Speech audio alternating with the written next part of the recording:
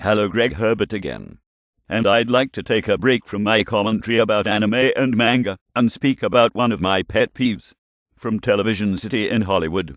Game shows suck.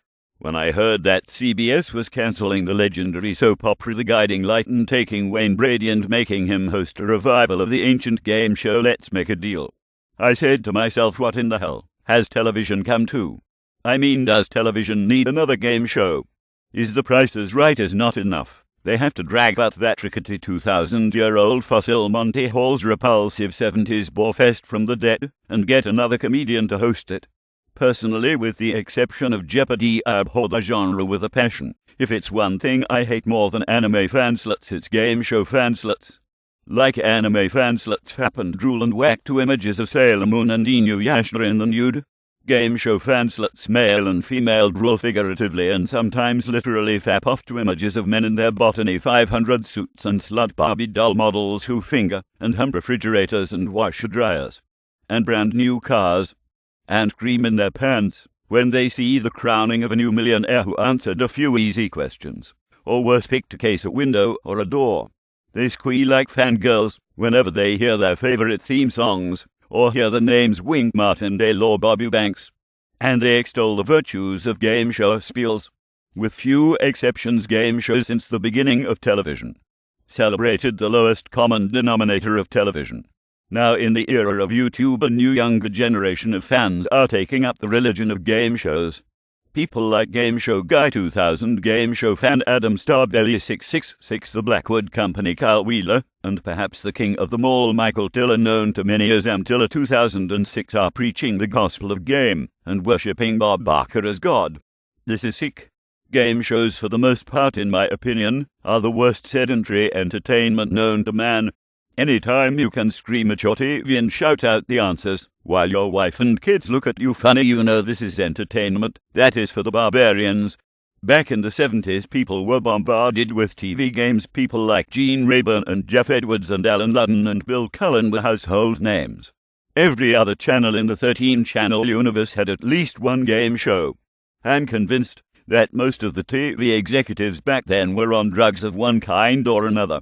However, after 2 decades of a game show overflow, the recession of the late 1980s, and the smart decisions of great executives at USA in the 1990s, and GSN, a game show network, in 2003, to reduce their worship of game shows, and in the case of USA, do away with it altogether, game shows were done.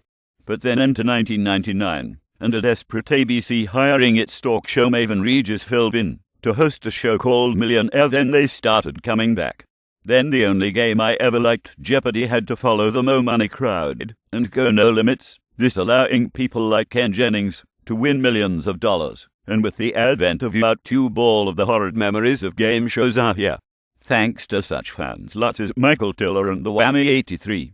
What goes through the minds of these people is beyond me. Why would people want to sit their stinking asses in front of a TV watching people from the 70s win fortunes, cash and prizes, sometimes making fools of themselves doing so, when they could be out there in the real world making a living? Big bucks and no whammies. Door number 3, taking Charlie Weaver to block. Natural triples. Good answers. Bullseye. More like bullshit. I came from a family of game show fans in jolly old England who were fans of the shows of Bruce Forsyth and crap like Play Your Cards Right. In the US it is known as card sharks. Having to be subjected to crap like that in a home with only one TV has scarring effects. And having to hear crap like "so nice to see you nice" is enough to have you rip out your TV and knock the shit out of the windbag host. Having an American-born and raised cousin who is a fan of this shitty genre is even worse. A viewer of GSN since the beginning and USA before that, he often spoke about how great Bob Barker and Monty Hall were.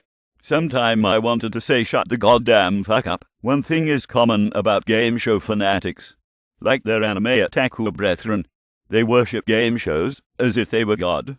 No wonder why their truntilla calls his site the Game Show Temple. They have no life other than their precious game shows, and they are protective of their precious little games, as evidenced by their protective speech on the YouTube.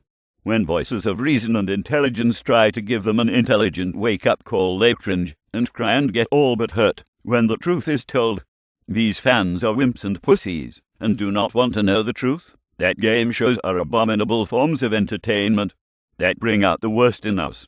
Now with Drew Carey, a once funny comic, reduced to being the heir to the throne of Bob Barker, that decrepit old geezer Monty Hall dragging out his ancient shitfest from the dead for the 499th time in 800 years, Regis hosting Millionaire again, Meredith the Aaron not quitting Millionaire and sticking to journalism, possible new projects with that repulsive Tom Bergeron, the once 400-pound singer Carnie Wilson talking about making Whoopie, the once funny Howie Mandel hosting Deal or No Deal, and prospects for $1 million pyramid.